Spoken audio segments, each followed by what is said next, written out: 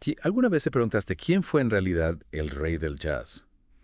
Porque hoy nos vamos a meter de lleno en la historia de Paul Whiteman. Un tipo que armó Flor de Lío en los años 20, Sí. pero que también le dio un empujón enorme al jazz. Sí, el rey del jazz, como le decían. Lideraba una de las orquestas más grosas de la época. Imagínate, sus discos volaban de las disquerías Claro. y la gente hacía cola para verlo tocar. Un fenómeno total. Un fenómeno total, aunque no a todos les copaba su estilo. Claro, estamos hablando de los locos años 20. Una Ay. época de cambios zarpados en la música, Sí, donde el jazz explotaba como la banda sonora de una generación. exacto. Y Whiteman estaba ahí, Ahí, justo en el medio del quilombo. metiendo ruido, atrayendo multitudes Claro. y despertando un montón de polémica. Entonces, ¿quién era este tipo, en realidad? ¿Un visionario que le abrió las puertas del jazz a las masas? ¿O un oportunista que le quitó la esencia? Bueno, para empezar, Preparate para sumergirte en esta historia fascinante. tenés que entender la locura que generaba la orquesta de Paul Whiteman en los años 20. Y descifrarlo juntos. Era realmente impresionante. Tenía músicos tremendos, ¿Cómo cuál? algunos de los cuales se convertirían en leyendas, como Big Spider Vicky, Frankie Trumbauer, Joe Venuti. ¡Wow! Todos pasaron por ahí. ¿Una banda de estrellas? Sí, señor. ¿Y qué tenía de especial ese estilo de Whiteman que atraía a tanta gente? Bueno, él le metía arreglos más pulidos al jazz, Más pulidos. con una estructura más orquestal. Ajá. Eso lo hacía más digerible para el público en general. Más fácil de escuchar. Para muchos, era la forma más elegante de escuchar jazz. Pero también aparecieron los que lo criticaban, ¿no? Obvio. Los que decían que eso no era jazz de verdad. Músicos como Eddie Condon, Ah. por ejemplo, lo acusaban de blanquear el jazz. De blanquear.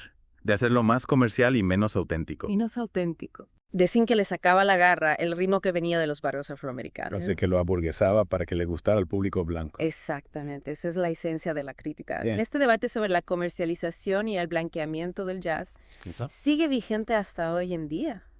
Mira, pues. Es un tema que siempre genera polémica. Claro, es un tema complicado. Pues sí, Por un lado, Whiteman popularizó el jazz y lo llevó a nuevas audiencias. es cierto. Pero por otro lado, ¿a qué costo?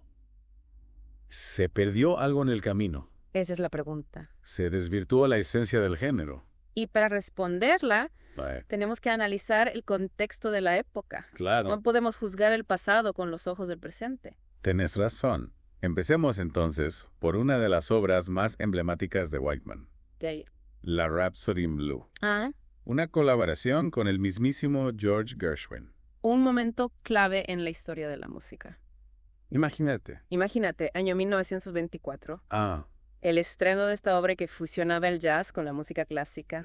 qué combinación. Fue una bomba.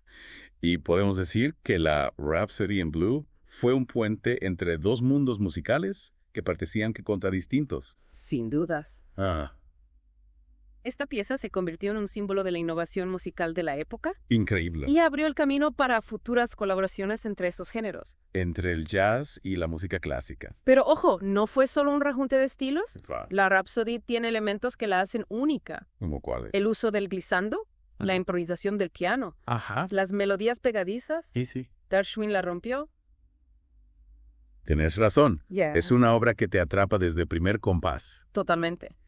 Y hablando de romperla, no olvidemos que la orquesta de Whiteman fue una escuela para talentos. Figuras como Bing Crosby y Hoggy Carmichael arrancaron ahí. Es cierto, Wyman tenía buen ojo para el talento. Y ojo.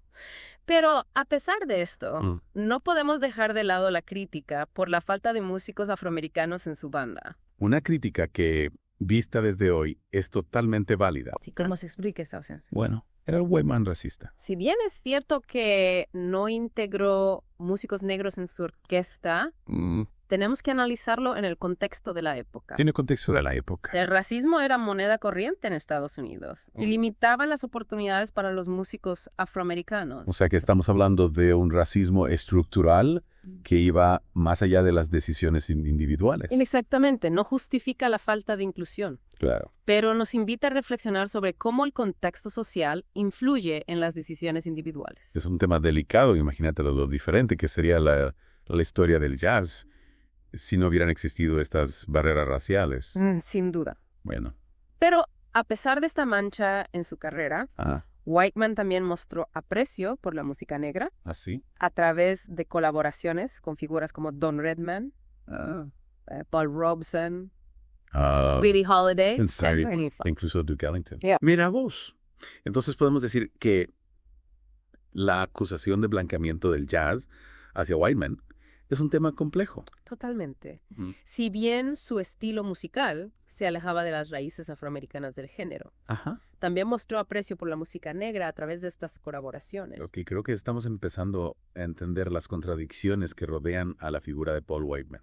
Es un personaje fascinante, ¿no? Sí. Un innovador, Oh. un empresario exitoso, Mm. pero también una figura controversia. Totalmente, y que creo que la clave para entenderlo es analizar su legado en toda su complejidad, Ahí sí.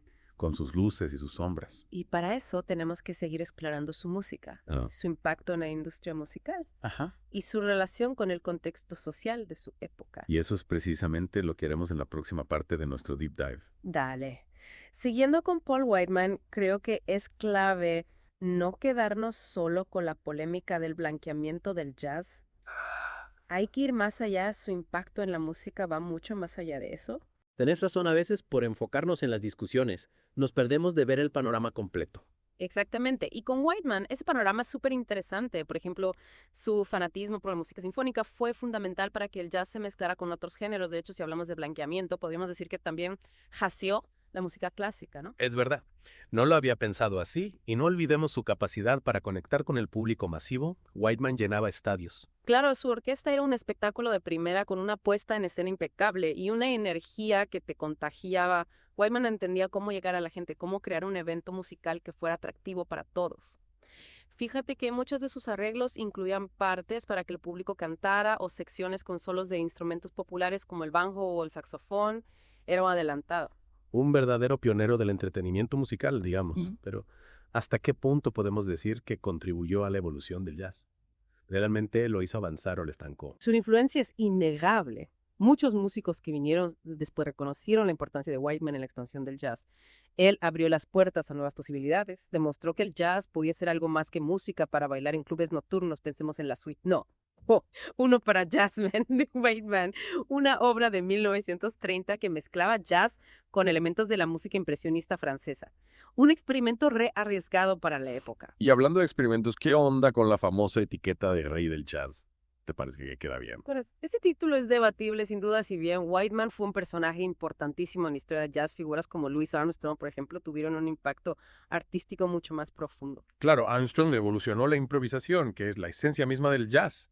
Su fraseo, su swing, su forma de tocar la trompeta. Un genio total. Exactamente, pero eso no le quita mérito a Whiteman. Él ayudó a que el jazz se convirtiera en un fenómeno cultural, a que llegara a un público mucho más amplio. Digamos que si Armstrong era el alma del jazz, Whiteman era su embajador ante el mundo. Es increíble cómo la historia del jazz nos presenta personajes tan complejos y contradictorios. Y eso es lo que la hace tan apasionante. Cada figura, incluso las más controversiales, tiene algo que enseñarnos. En el caso de Whiteman, nos invita a reflexionar sobre la tensión entre la innovación y la tradición, entre el éxito comercial y la pureza artística. Y también nos obliga a analizar el contexto social en el que se desarrolla la música. No podemos juzgar a los artistas del pasado con los valores del presente. Totalmente de acuerdo. La historia no es para juzgar, sino para entender mejor el pasado y aprender de él. Y en el caso de Paul Whiteman hay mucho para aprender. Su música sigue sonando y su legado sigue dando que hablar. Un legado que, como vimos, es una mezcla de innovación, controversia y una pasión innegable por el jazz. Exactamente. Y creo que esa pasión es la clave para entender a Paul Whiteman más allá de las críticas y los debates.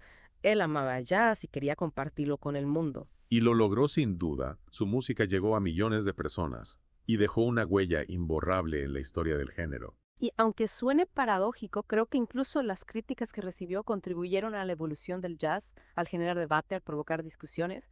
Whiteman impulsó la reflexión sobre la identidad y el futuro del género. Es cierto, a veces las controversias son necesarias para que las cosas avancen. Y en el caso del jazz, esas controversias fueron fundamentales para que el género se desarrollara en toda su riqueza y complejidad. Chivo, ¿qué pensás?